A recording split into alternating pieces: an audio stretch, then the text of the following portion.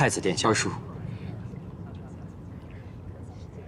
听说你最近一直在青丘住着，怕是婚事将近了吧？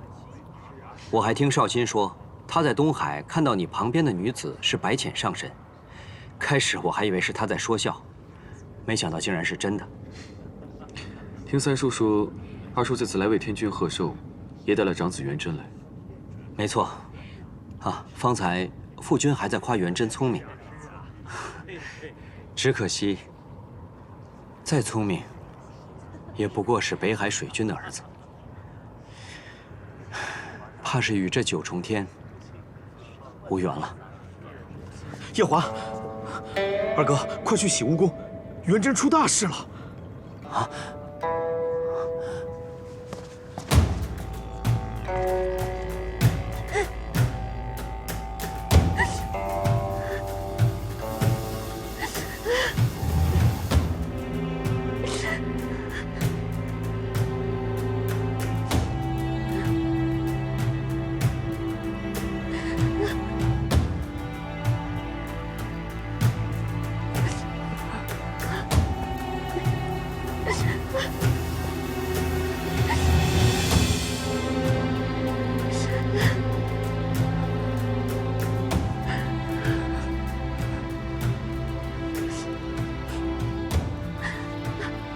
父君，平身。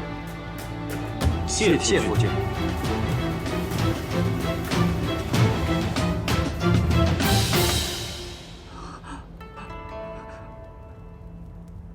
你交的好儿子，和你一样，色令智昏。元贞，你到底做了什么？父君，孩儿什么都没有做，孩儿什么都没有做。是他闯入臣妾寝殿，臣妾险些生于他。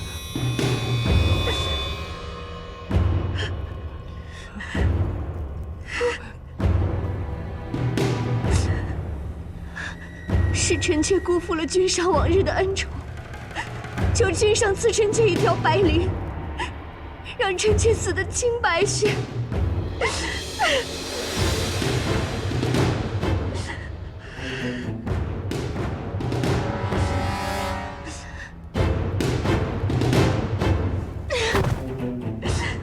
求天君和君上赐臣妾一死。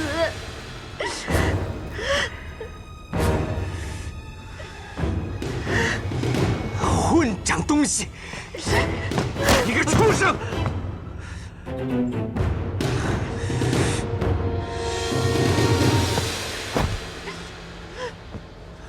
是元贞不懂事，竟对素锦侧妃做了如此丑事。但求父君念在元贞尚且年幼，就饶他一命吧。求父君饶元贞一命，从轻发落。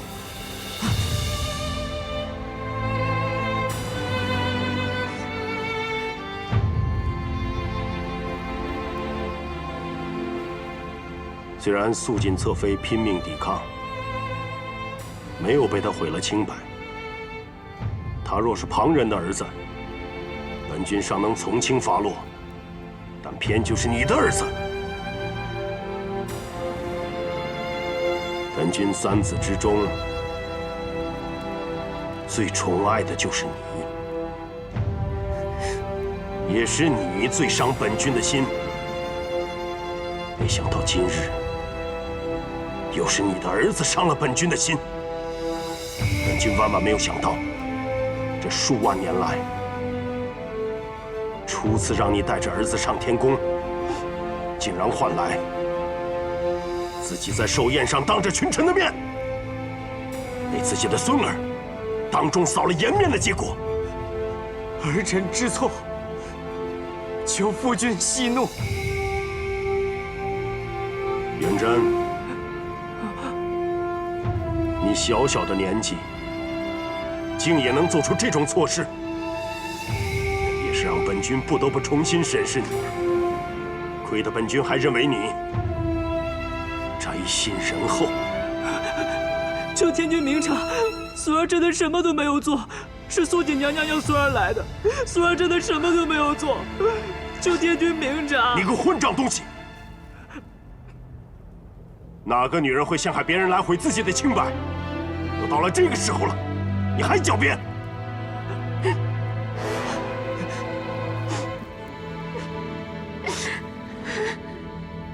来人！天君，捉捆仙索，将元贞给捆了，丢下凡间，历劫60年。60年后，再重列仙班。是。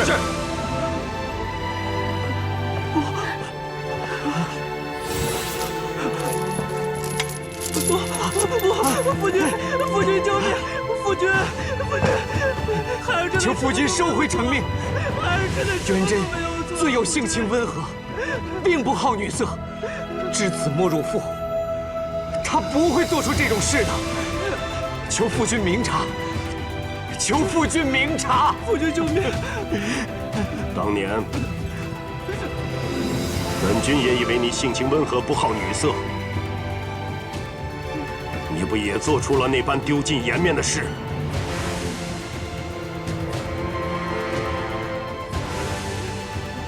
带下去！夫君救命！元贞，夫君，夫君救命啊！夫君，孩儿真的什么都没有做。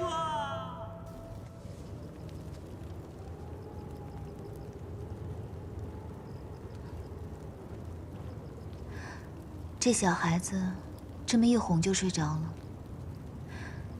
夜华也真是好福气，有你这么个儿子。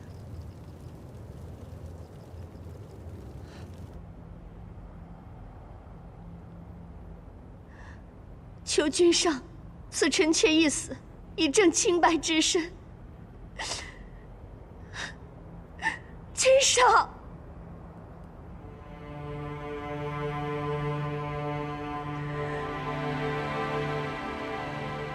你今日做的又是什么戏？君上，这是什么意思？莫非君上是在怀疑臣妾自毁清白？天底下有哪个女人会如此做？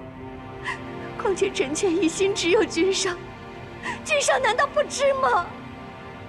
当年，你就是如此陷害素素。难道你真的以为本君识不破吗？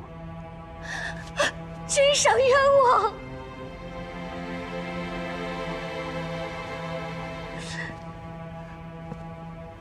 你知道我为什么留着你的命吗？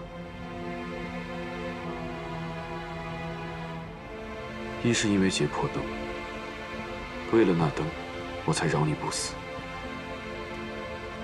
二是因为你眼眶里养着素素的眼睛，你死了，素素的眼睛也就死了。但是，若你再如此作茧自缚，就休怪本君不留情面了。素锦，就算你死了，本君也有办法为这双眼睛找到新的主人。君上，君上，难道臣妾这么多年陪伴君上的情谊，对你来说，真的就一文不值吗？不错，一文不值。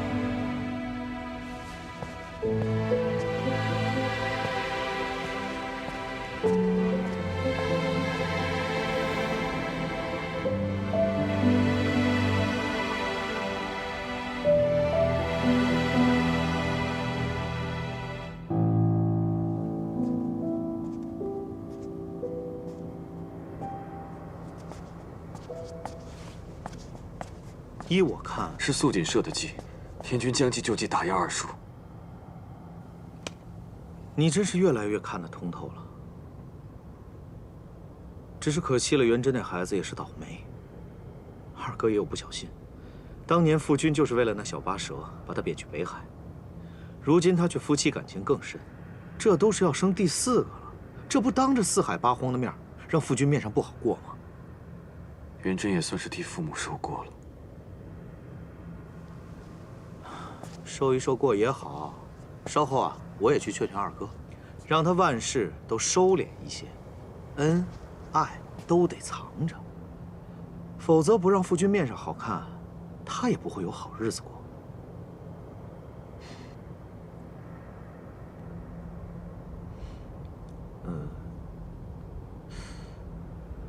三叔与我还有什么不能说的吗？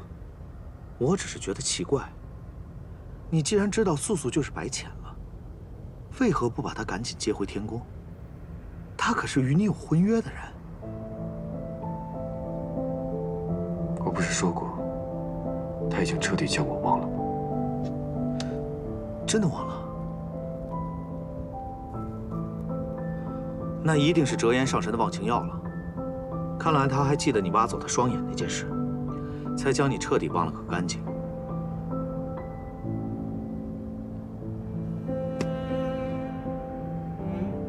如今你住在青丘，是如何打算的？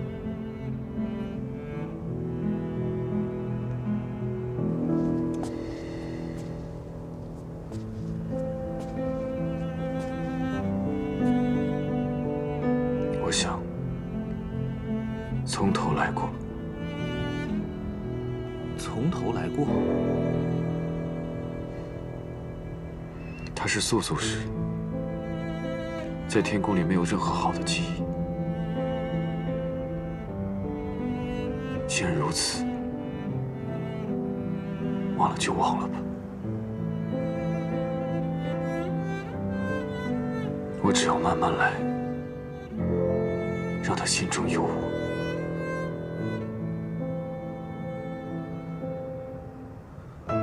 这一次，就可以没有任何阻拦，名正言顺的娶她为妃了。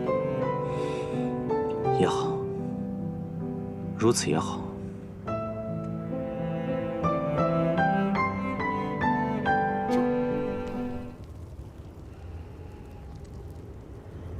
娘亲，夫君什么时候回来？阿弟想吃蒸蘑菇，想喝白菜萝卜汤。应该快了吧？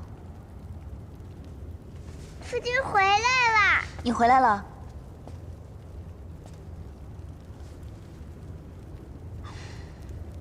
不是和你说过，阿丽现在长身体，不能整日里只吃这些。我知道啊，所以日夜都盼着你回来，给她改善伙食。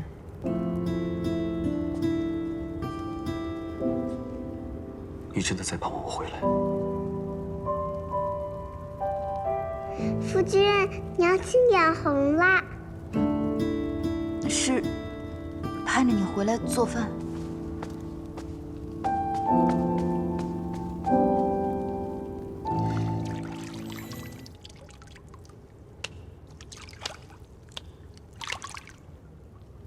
有了。姑姑，你魔怔了吧？我要去青丘寻一个小仙，让她做夜华造屋里的关门弟子。这样，就算夜华离开青丘了，我们也有的吃了。好，咪咕，这就这样绑门去。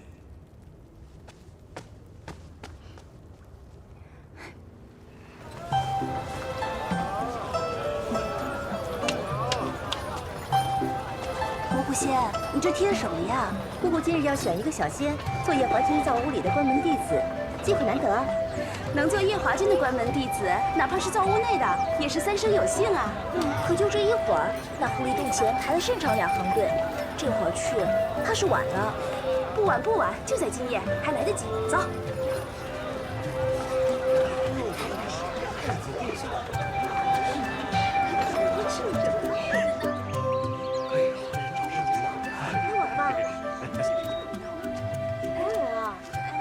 做什么呀？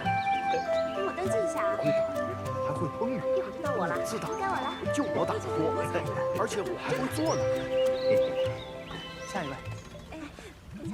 天明谷说你要选一个弟子给我。我会做羊肉，我会煲汤。是啊。我会做牛肉。我会做鱼。下一位，你会做什么菜？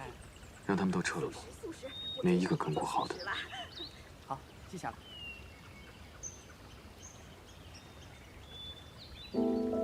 依我看，你就很不错。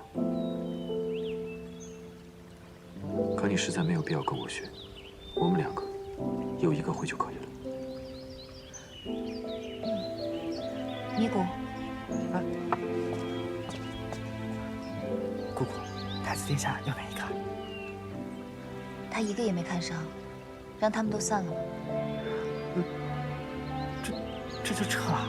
嗯。散了吧，散了吧。好吧，走吧。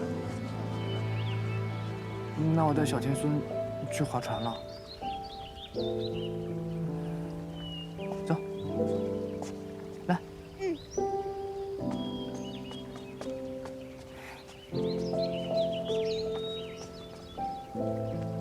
芊芊，陪我去散散步。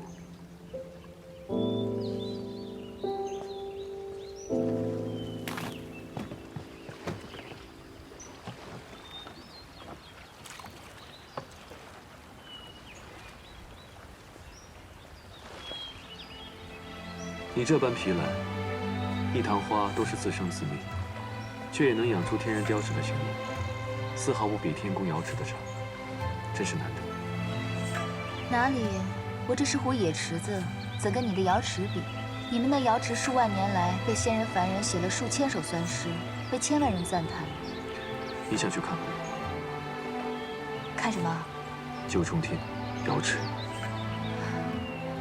啊，有机会吧。按芊芊你所说的，你从未去过天宫，难道不好奇吗？这四海八荒我没去过的地方多了，若是处处都好奇的话，我岂不累死？你看那昆仑虚也是四海闻名，我不是也照样没去吗？哦，你很仰慕昆仑虚吗？坏了，我没事提什么昆仑虚啊？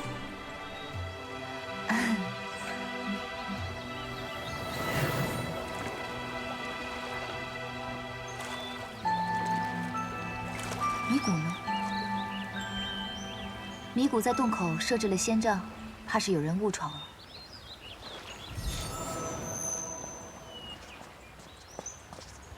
姑姑，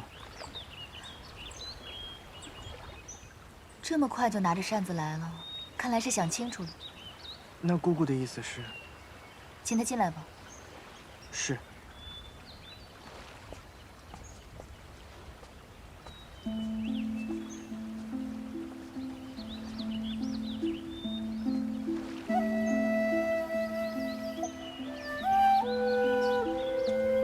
姑姑怎么说？姑姑说，让你进去。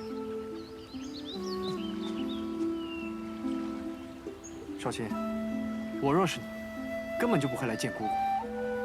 最后一次，此事过后，少轩绝不踏入青丘半步。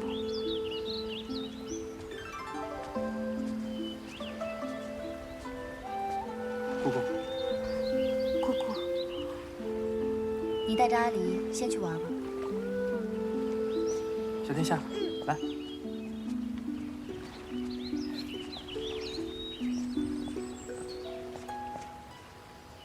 你既来找我，一定已经想清楚，问我要什么。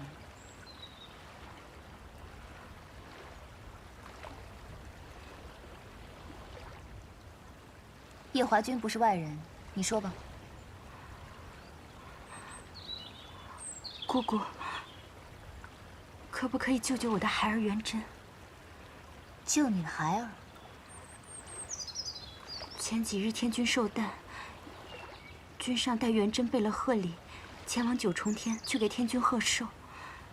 谁曾想，夜里元真误闯了洗梧宫，险些调戏了洗梧宫的素锦侧妃。调戏了素锦？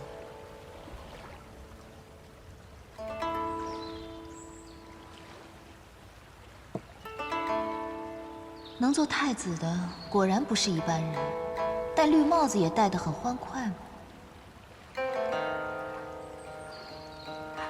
可元贞却在最后关头刹住了脚，但是却惊动了天君。天君震怒异常，立即着捆线索捆了元贞，并下旨命他向凡历劫60年，60年后方可重列仙本。这调戏未遂来说，这处罚确实重了些。元贞是一个善心的好孩子，走在路上连蚂蚁都不舍得踩死一只，恳请姑姑去救他一命吧。可是，他毕竟调戏了夜华君的侧妃。不必做我的人情。元贞那回事，我也觉得判得重了些。他调戏的可是你的侧妃。我没有侧妃。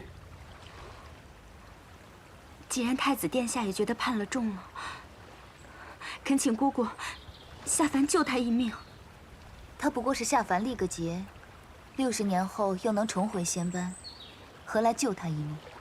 因为绍兴已经打听到，在元贞18岁时，会有一个大劫。这个大劫会苦他一世。绍兴不忍心看着他这样备受煎熬，所以恳请姑姑帮他把这劫数度化了，让他平平安安地度过这一生。所以，你来找我，是为了帮你儿子渡劫？是。绍兴不敢求姑姑去求情免了这罪责，只求姑姑悄悄地帮一帮元贞。你这件事情来拜托我，托的倒是很有头脑。你知道，就算是我改了元贞的气运，天君也不会同我计较，是吧？绍兴知道，这4海8荒之内，只有姑姑能做这件事。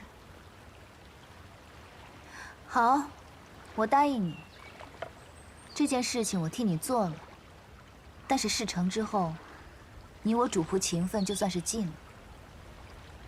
你与我青丘白浅，再无任何瓜葛。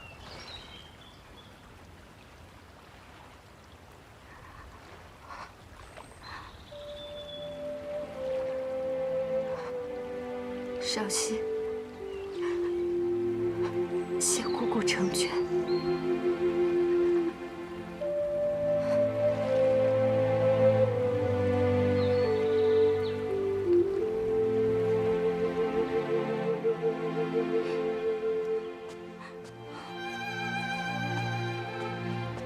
怎么了？又被那些小神仙欺负了？他们都笑我是小八蛇，不配在狐狸洞伺候青丘女君。你也太没出息了！小时候谁敢欺负我，我就把他打得连家门都不认识。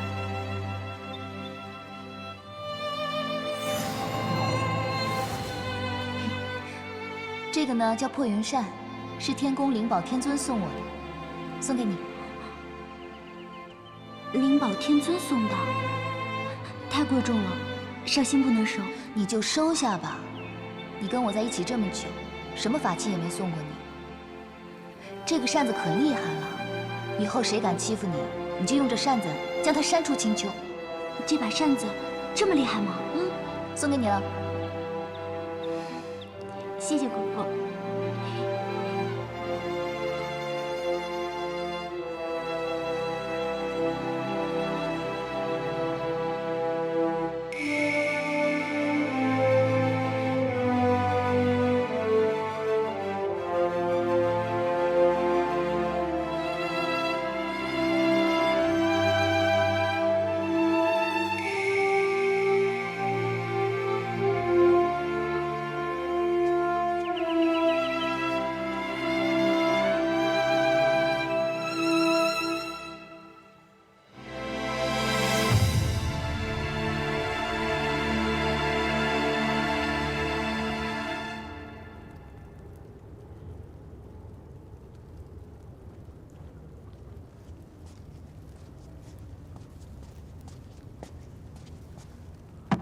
姑姑方才为何说绍兴将此事托付给你，还托付得很有头脑？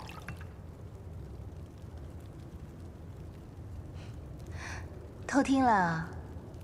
我是想听听，这个不顾主仆情谊，害我姑姑沦为4海笑话的人，又是怎样厚着脸皮来求姑姑的？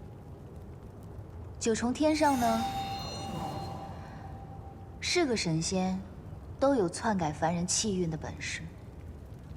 但是天族有规矩在那儿，就算有这个本事，也毫无用武之地。天族欠我们白家的债有1箩筐了，1分也没有兑还。有我出面讨几分薄利，天君也会睁一只眼闭一只眼的，将这桩小事囫囵了。所以啊，此事由我出面最好。这个小八蛇，可真是机关算尽了。哼，他呀，聪明一点也好，在北海也不至于被欺负。此事简单，办完了，也算跟他断个干净。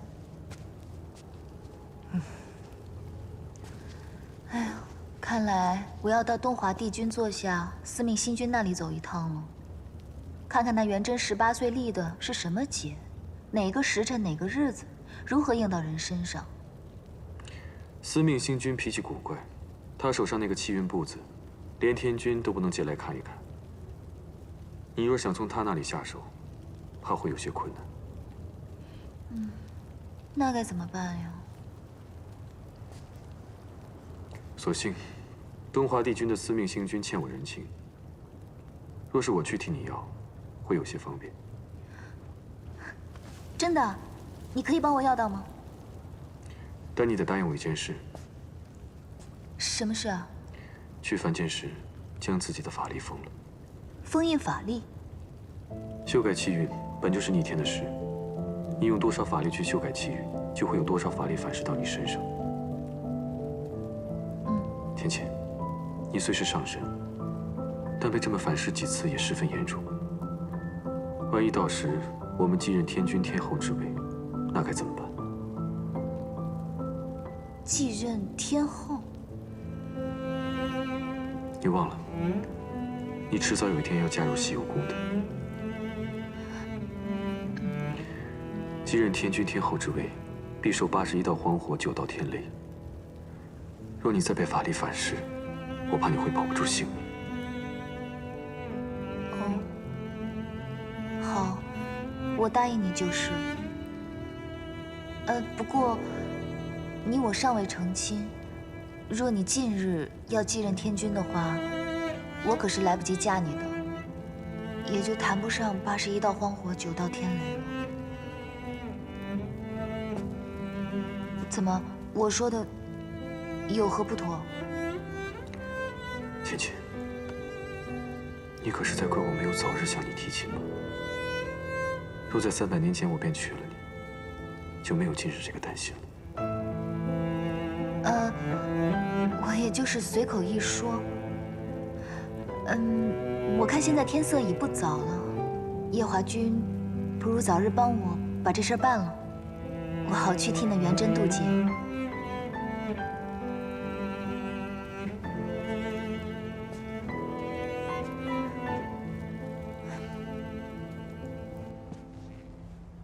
太子殿下怎会想到看元贞的运簿？白浅上神答应二叔的小妾，要助元贞渡劫。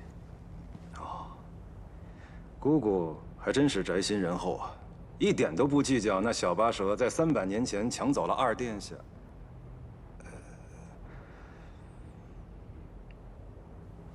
那我给殿下讲讲这元贞在凡间的事吧。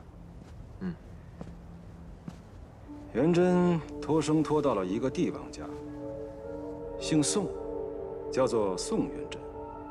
12岁上封了太子，如今快长到18岁了，结束将至。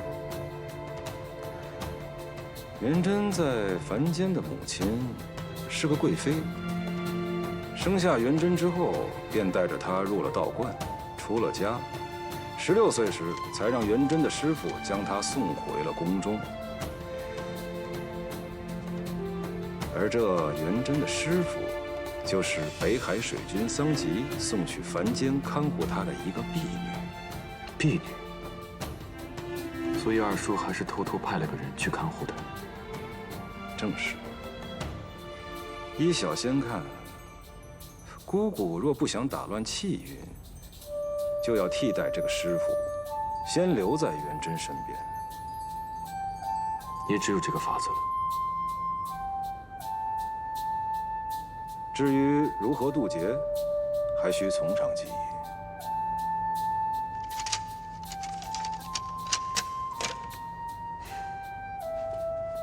多谢。太子殿下言重了。当初是殿下您看在东华帝君的面子上，才原谅了白凤九偷走劫魄灯的事。今日就算我替帝君还了这个人情，只是殿下要记得提醒姑姑，到了那人间，一定要封了自己的法力，否则……本君明白。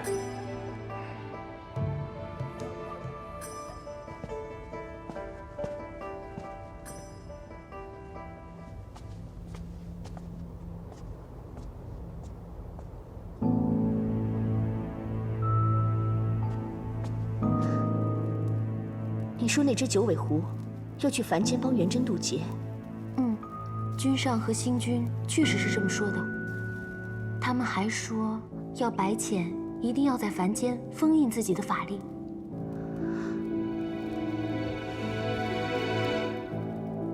妙清妹妹，我可能也要让你去一趟凡间了。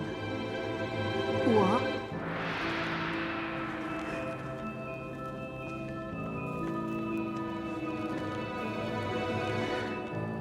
按理说我是姐姐，这种冒险的事本该我亲自去。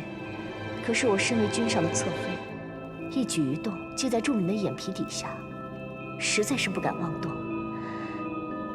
但是妹妹你，就方便多了。不知姐姐让我去凡间做什么呢？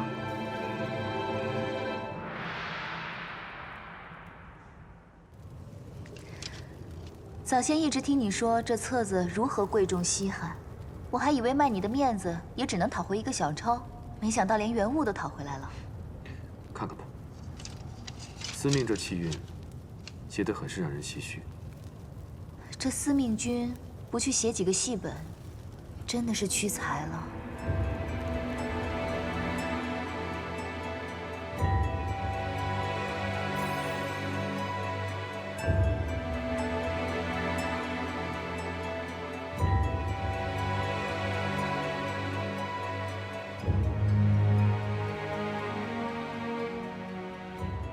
6月初1，皇帝出游处女春，太子元贞也会同行。到时会在河上出现一只大鹏鸟，将众人吓得惊慌失措。岸上一个美人意外落水，元贞就会跳下水去救人。所以这个劫是美人劫。元贞和那位美人在水中双双看对眼，只可惜皇帝也瞧上了那位女子，就带回宫中宠幸了。这皇帝还真是多情啊！元贞不甘心失去一生所爱，就在某夜醉酒之后，和那美人曲径通幽。不久之后，美人就生下了一个皇子。所以，元贞是给他在凡间的老爹戴了顶绿帽子。没错，那名皇子自然就是元贞的儿子，但他自己不清楚。10多年之后，皇帝病入膏肓，皇子和元贞争夺太子之位。最后死在了元贞的剑下。这个噩耗传入了美人的耳中，上吊自尽。死之前留下了一封书信，告诉元贞事情的真相。元贞读后悲痛欲绝，也郁抹了脖子。可无奈，当时皇朝只留下他一个男丁，他只好忍痛坐上了龙座。这么一坐，就坐到了60岁寿终正寝，疾苦一生。如此跌宕起伏的命运。元贞这一生还真是个传奇啊！如此说来，他18岁见到落水美人，是他关键的转折点。他只要不救那个美人，这一生就能顺顺当当的。不错。看来我要去凡间住个半年了，等到6月初1，去阻止他救这个美人。我已经为你安排妥当，你到了凡间之后。就会由元贞的道姑师傅引荐入宫，做元贞的新师傅。我要做道姑？不错。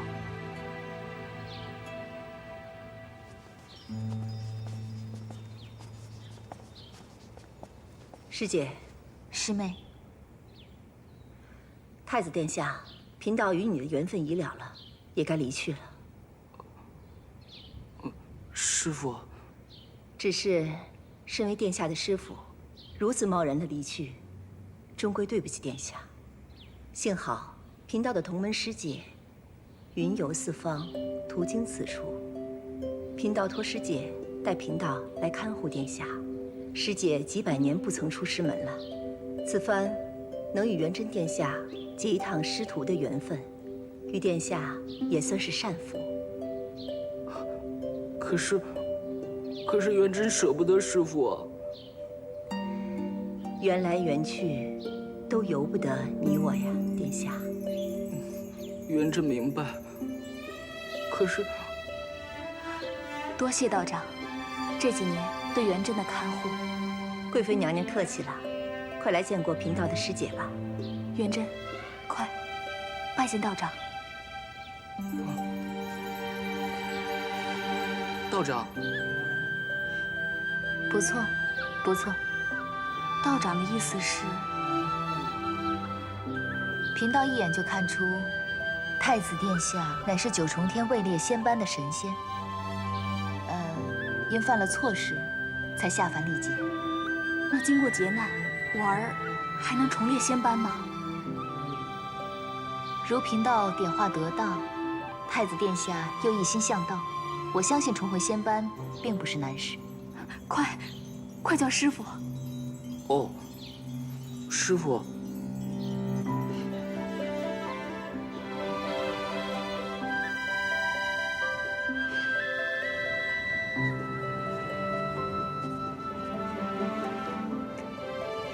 师傅，您若是不嫌，日后便住在此处了。不错，你今日先回吧，明日再来与为师学道。是。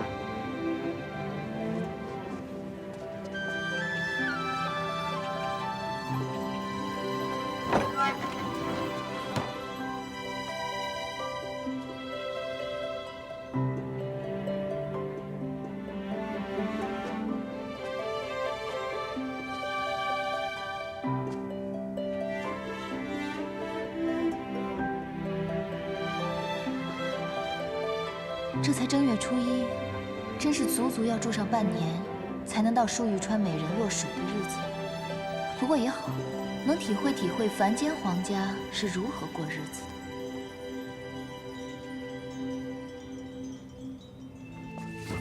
君上，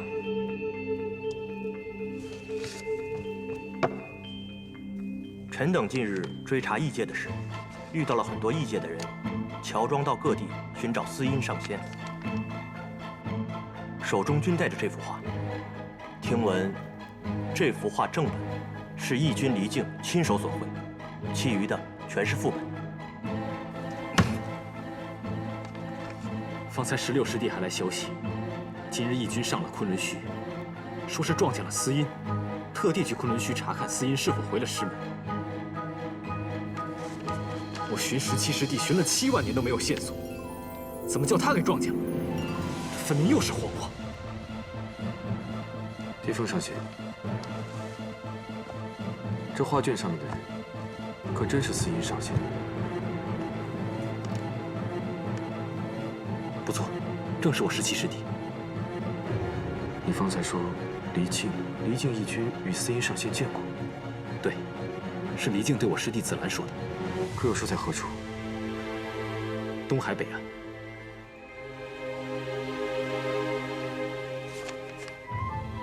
东海北岸，果然是东海。昆仑虚座下17弟子司音，与墨渊仙帝一同失踪了7万年，这是天族最大的悬案。没想到，芊芊，你便是那个司音上仙。殿下可是有什么线索？没有，我只是听闻过司音上仙的事情。见到此画卷，一时想到了7万年前的大战。你们先退下吧。是。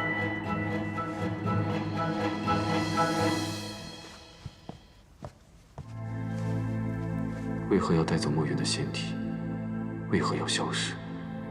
连师兄弟们都避而不见。芊芊，若我问你这些，你会如实相告吗？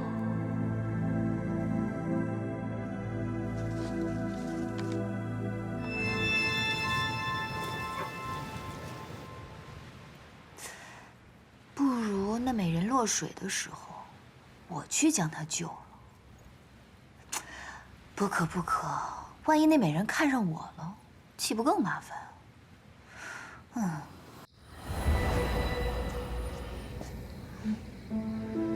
芊芊，几日不见，我想你想的可厉害。你可想我？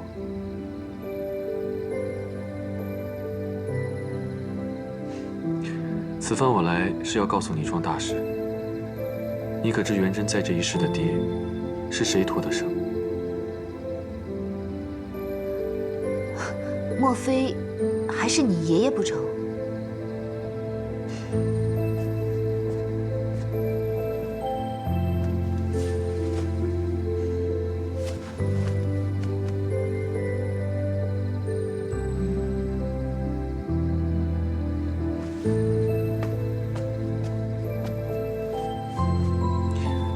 虽不至于是我爷爷，却也差不多。那东华子府邵阳君，东华帝君，莫非小九？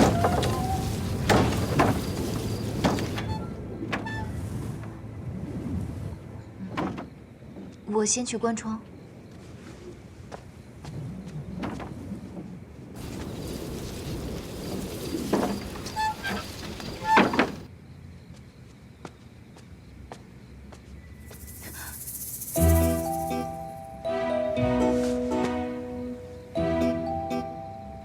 你睡外边还是睡里面？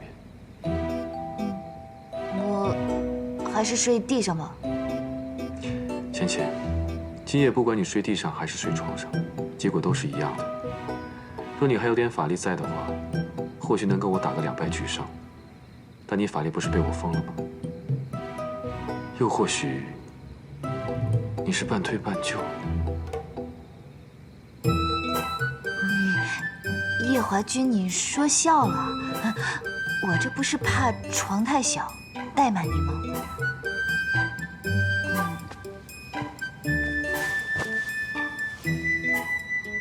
我习惯睡外侧。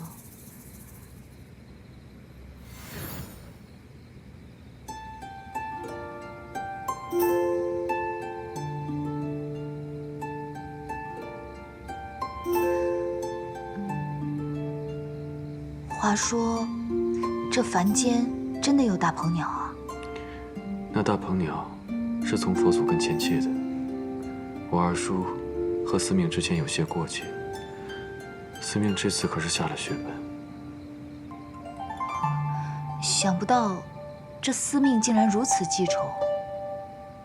他好不容易安排一出大戏，让我给搅和了，他不得记恨我？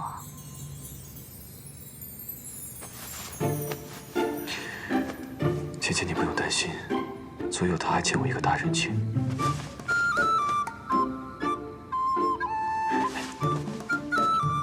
你想不想我抱着你睡？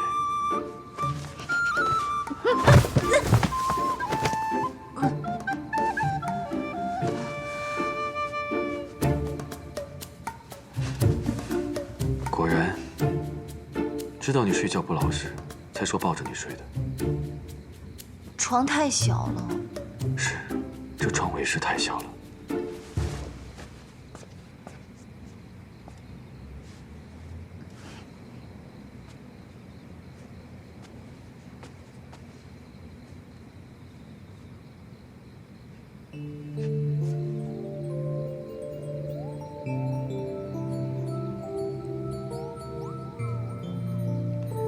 芊芊，你可识得那四阴神君？我听过，但没见过。不是听说他跟墨渊上神一同归隐了吗？原以为你你会知道的更多些。不知道。今日那义军离境，画了一幅司阴神君的丹青，并私下寻找他的行踪。这丹青辗转到了我的手上，猛地一看，像极了女扮男装的你。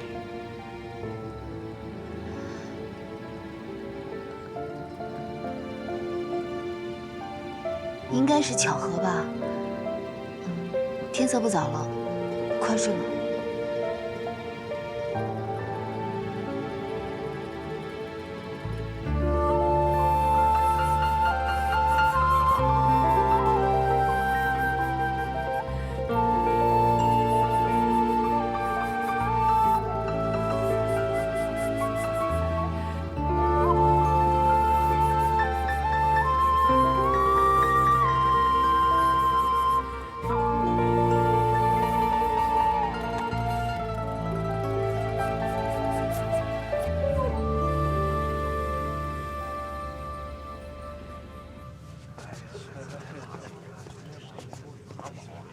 三殿下，你也去蟠桃会吗？失礼，失礼。今日不知为何屡屡如此啊！看来又有人在背后妄议你啊，司命。怎么会呢？像我这种好说话的闲散神仙，不会留下什么话柄吧？太子殿下呢？方才还见着他在呢。他惦记某位上神呢。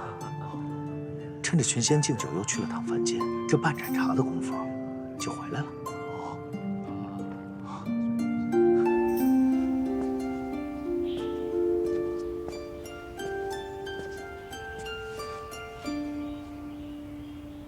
芊芊，过来与我书法。你是在唤我？听米谷说你书法书得很不错。今日我得去觐见天君，若是仪容不整就不好了。哦。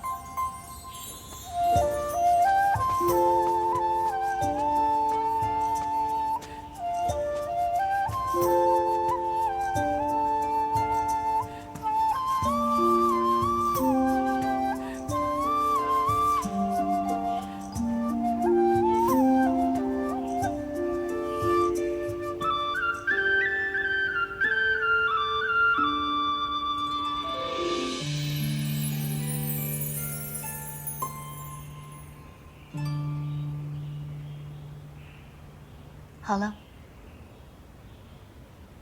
你从前没事。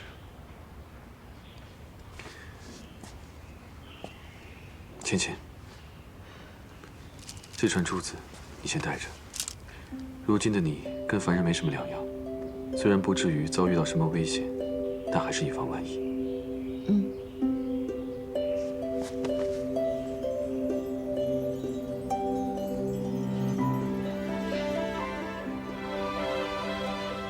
那我便先回天宫了。对了，昨晚忙着正经事，都忘跟你说。6月初1，你想将远征拦着，再派人将东华帝君推下水去。如此一来，你一是保得元贞，二是不妨碍东华帝君立人生之功，便皆大欢喜了。好。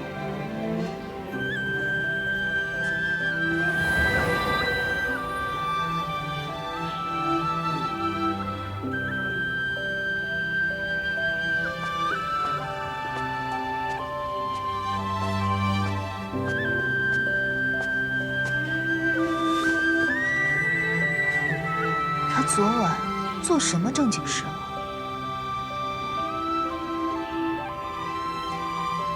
差点把小九忘了。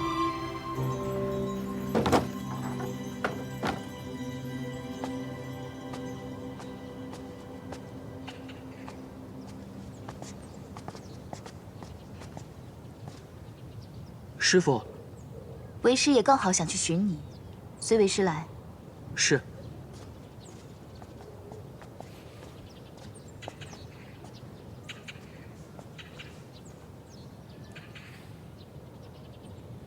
师傅，你脖子这边是怎么了？看着像是……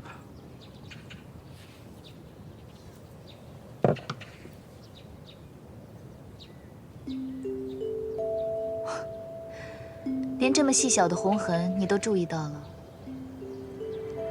曾经有人跟我说，你有走路时连蚂蚁都舍不得踩的善心，看起来还真是不错。你可知道，走路的时候不踩到蚂蚁，不只是需要善心，还需要细心。这善心跟细心本就是一体的。是。既然如此，为师今天便考考你，你的细致程度。师父，请说。为师知道，你16岁之前一直在道观中生活，16岁之后才进的皇宫，所以为师也不为难你，就问你2个问题，一个是关于道观的，另一个是皇宫。你之前在的那道观中，有一名经常穿白色衣服的道姑，她常用的有一柄拂尘，那拂尘是什么材质的？拂尘。你且先不必答，我再问你一个问题：你现在所在的皇宫之中有一名女子，额间生有凤尾花胎记。那名女子她居住在何处？是什么职位？闺名叫什么？师父，元真寡陋，在道观中住着时，却从未见过师父口中所说的这位白衣道姑。至于这位额间一枚凤尾花胎记的女子，元真倒是知晓，正是住在汉丹院里的陈贵人。至于陈贵人的闺名，徒儿委实不太晓得。小九果然是奔东华来了。你有这般细心，已属难得。但是你要知道，学习道法要更加的细致。你今日且先退下吧，好好将你学到的态度去参一参。是。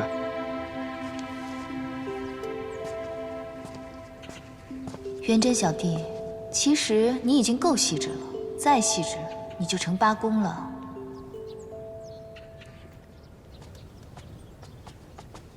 这位姑娘，道长有何吩咐？带我去陈贵人的汉丹院。是。请跟我来。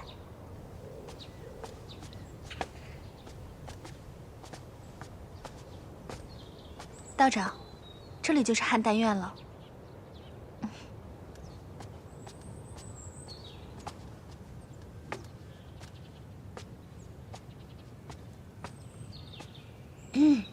小九，姑姑来看你了。姑姑，姑姑，姑姑，我求你了，不要把我带走，姑姑，我爱他，姑姑，我不能没有他，我求你了，姑姑，求你了。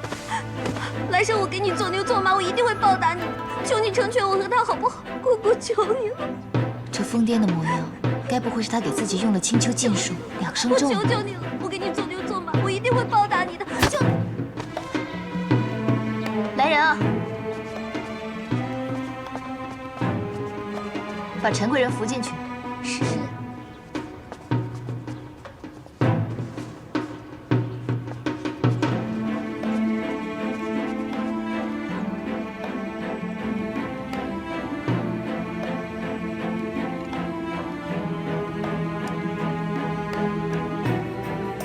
这小九平白无故用这养生咒做什么？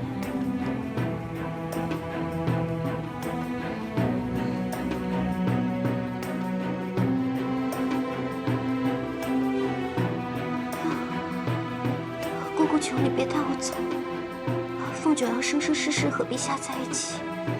姑姑，姑姑。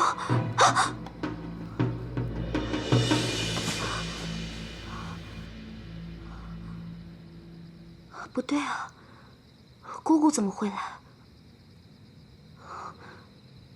如果姑姑知道我用了养生咒，岂不是要把我绑回青丘？那我还怎么报恩啊？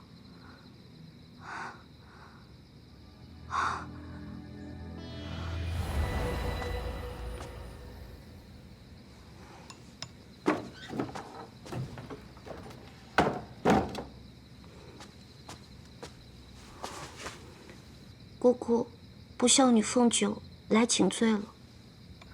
果真是用了2声咒啊！姑姑英明。坐下说吧。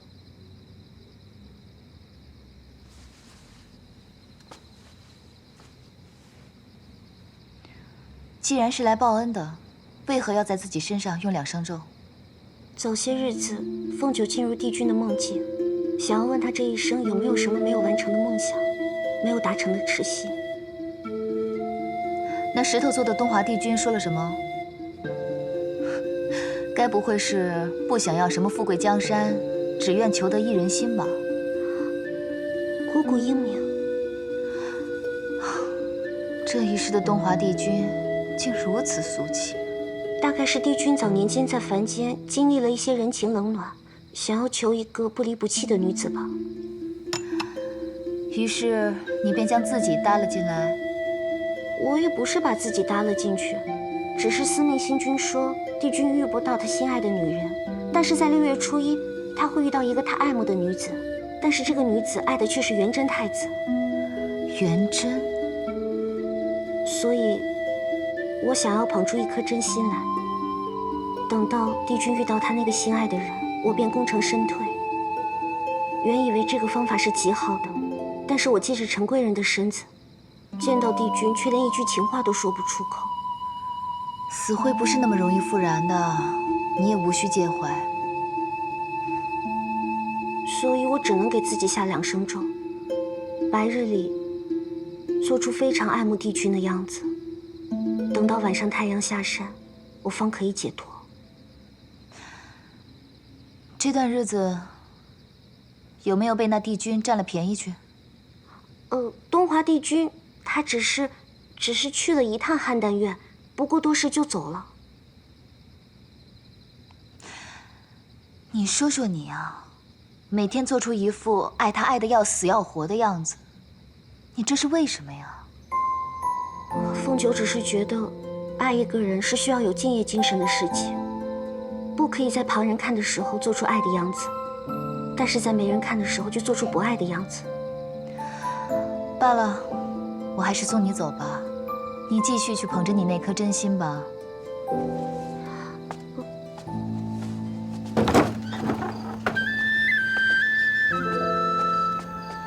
你在青丘的时候活得如何潇洒肆意？看，为了东华帝君来这种地方问鱼，你说说。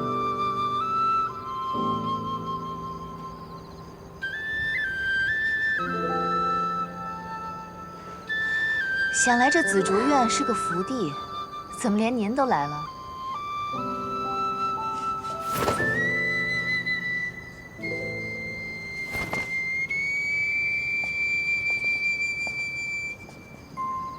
有件事情忘了告诉你，你去东海赴宴的第2日，天君的孙子夜华就到桃林来找我，问我关于你300年前的旧事。啊？我告诉他，你与擎苍恶战了一场之后，睡了很久才醒的。之后他没有问什么便走了。丫头，你跟夜华这桩婚事不会又黄了吧？应该不会吧？那就好。真真很想念你的厨艺，什么时候有空回桃林一趟吧？可是我还在凡间报恩呢。报恩？哦，你身上这2声咒下得不错啊。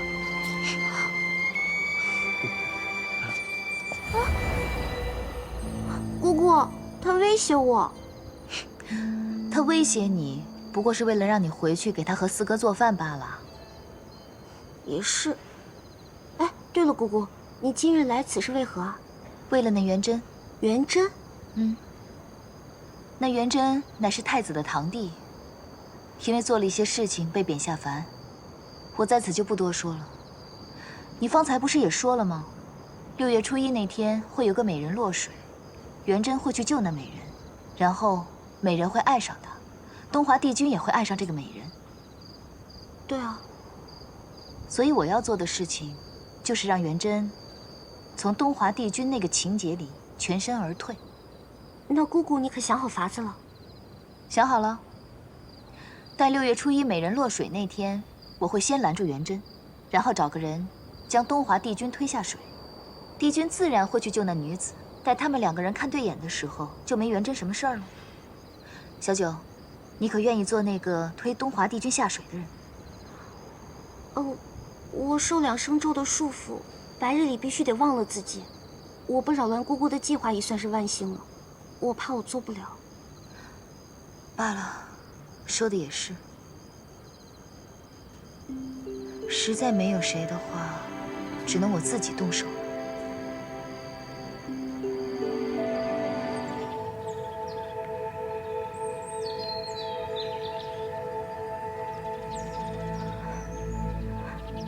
真儿，娘好想你。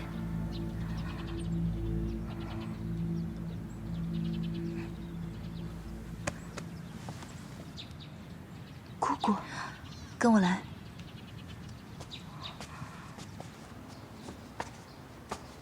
坐下说吧。少先站着便是。我已找到替元贞渡劫的法子了。少先叩谢姑姑。不必了，坐下吧。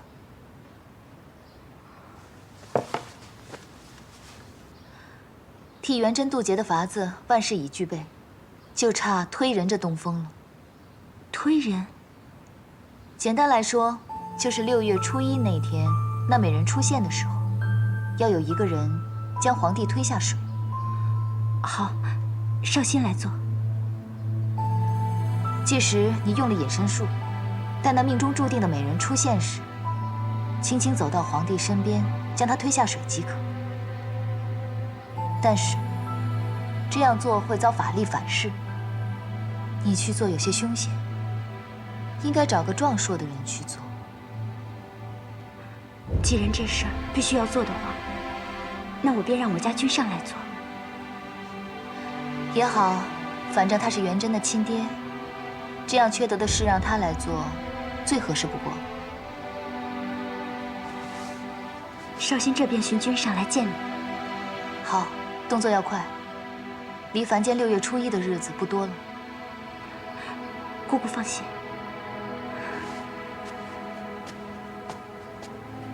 如此，便算是做好准备了。上神。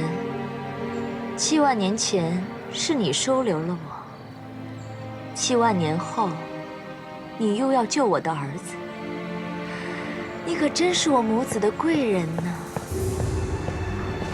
娘娘，祭坛差不多日落之前就可以建好。好，那我就再等几个时辰。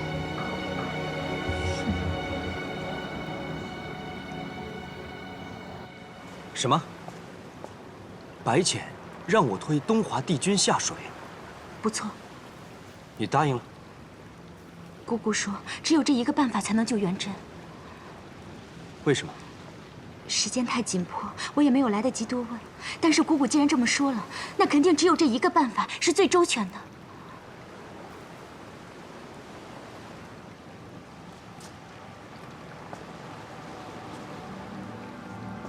难道是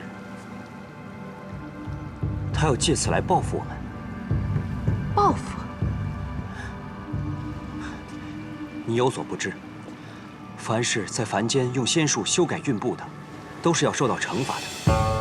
白浅他选谁不好，他偏偏来选我，难道不是他想借此来报复我当年悔婚的事吗？君上，你不可如此说我姑姑。这次她肯下凡来帮我，本来就是看在我们主仆的情谊上不计前嫌。而且她一直是我最敬仰的姑姑，以她的为人，她是绝不会借此对我们做什么的。好，千万别动气，千万别动气。是为父心胸狭窄了，千万别动气。我这就去凡间。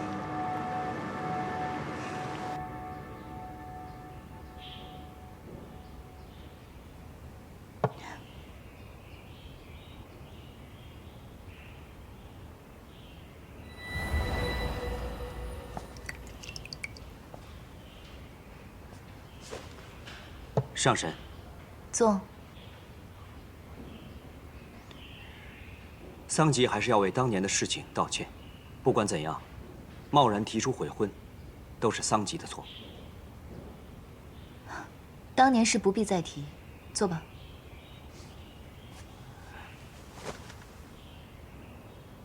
不知可否有人跟上神说过，上神很像当年墨渊上神座下的17弟子司音。我和他有过一面之缘，你们……水君此番前来，既然是为了元贞的事，就不必说旁的了。咱们说说明日吧。是。坦白说吧，这次你要推下水的那位，是东华帝君。这件事情我本来是让你妻子去做的，但她现在有孕在身，毕竟不好。啊，多谢上神考虑得如此周详。不必客气了，我就起来说说明日你要做的那些事情。好。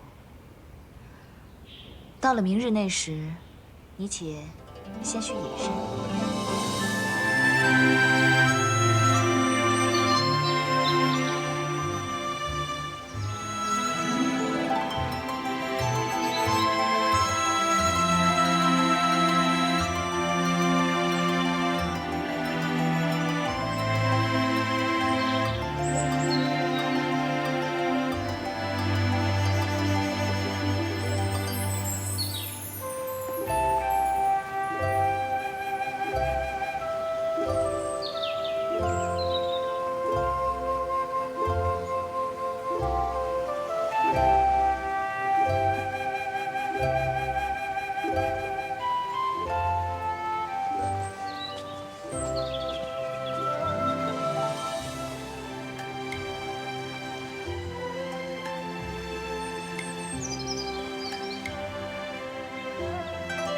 太子殿下还真是放心不下上神呢。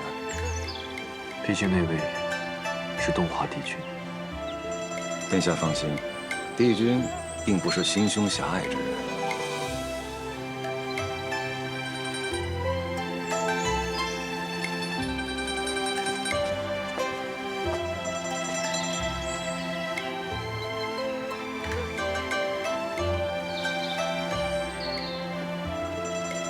时辰一到，大鹏就要来了，得赶快将元贞叫过来。去，帮我将太子请过来。是。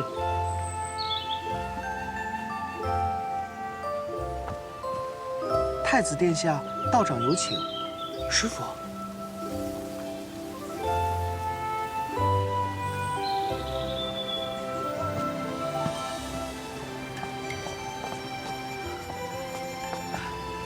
师傅，不知此时要元贞来有何要紧之事吗？你来的正好。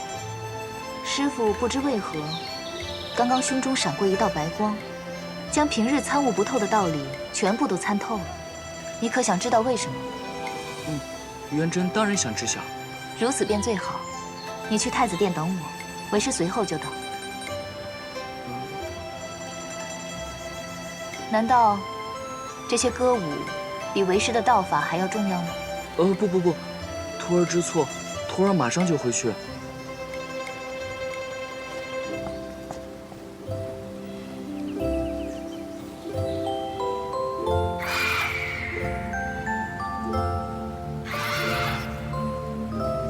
快看，那好像是大鹏鸟。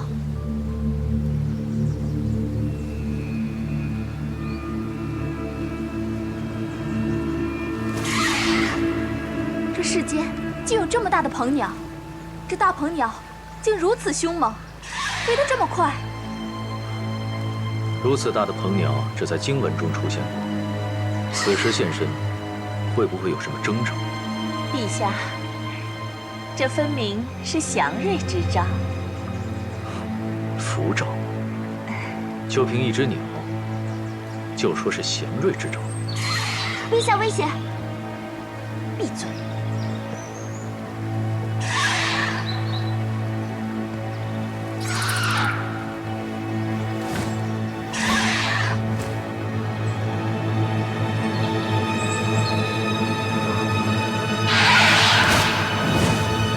陛下小心！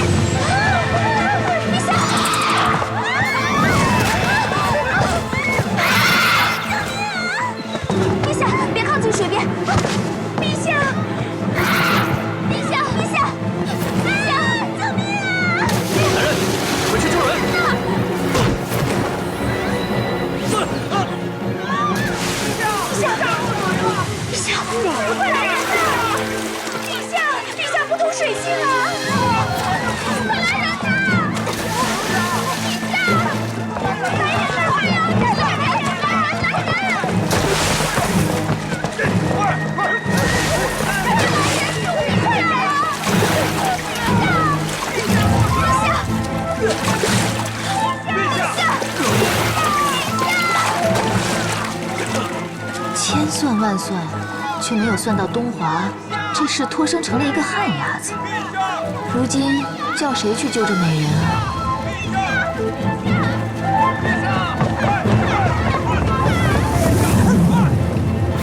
殿下不可失范。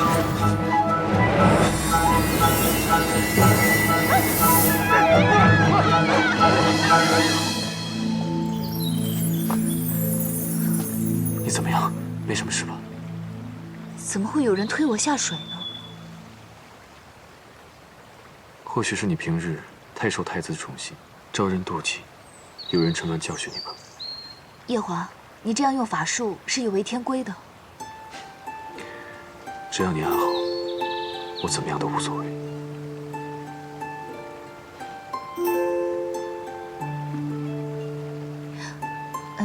你这样救了我，那东华和凤九怎么办？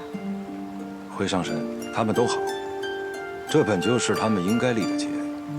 再过几个月，小殿下便可以得偿所愿了。如此便好。既然这样，你们快回天宫吧。一个太子久待在凡间也不好。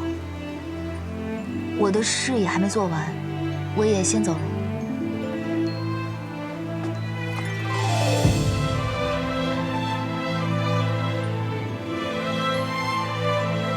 陛下，陛下，陛下，你醒一醒啊！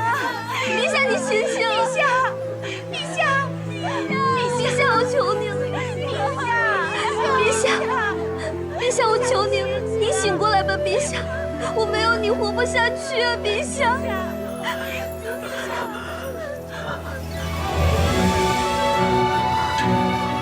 陛下，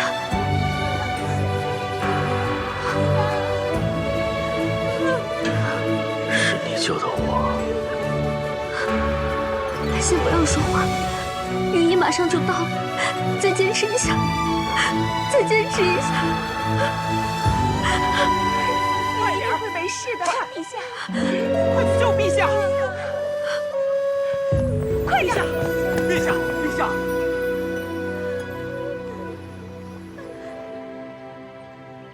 无论如何，此事也算是做完了，你可以走了。多谢上神出手救了小儿，丧及他日必会好好回报。回报就不必了。此事完全是因为我与绍兴的主仆情谊，与你毫无干系。若是你来的话，恐怕连狐狸洞都进不去。你走吧。丧期告辞。